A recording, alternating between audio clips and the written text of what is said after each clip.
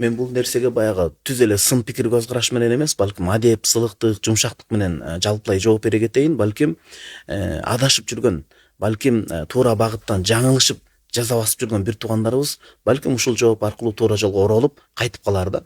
Биринчиден, эгерде биз убагында шарият каймактап жер бетине пайгамбарыбызга аздектелип тапшырылгандай, ал кишинин аздектүү жанында куттуу тарбиясын алган жоро жолдоштору, адатта сахабалар дейбиз, жоро жолдоштору үйрөнгөн таризде ошондой бийик табиин 4 мазхаб ээлери, анын бири имамдардын имам атанган имам Абу Ханифа мазхаб башчысы рахимахуллахтой илимдүү, кемеңгер, 4 тарабы келишкен чоң аалым болсо, анда мазхаб кармануу кереги, зарылдыгы жок эле. Ал кишилердин деңгээлине, илимий көрөңгөсүнө жете албагандан кийин бизге мазхаб кармануу милдет болот. Анткени мунун түбү логикасы барып пайгамбарыбыз саллаллаху алейхи сүннөтүн алып барган себептен. Эгер биз ортодо илимибиздин жетишсиздигинен улам, тайкылыгынан улам мазхабты, жол эрежесин карманбай турган болсок, оң жолдон тетири сол жолго адашып кетүү дагы, жаза басып ангекке түшүп кетүү да толук ыктымал.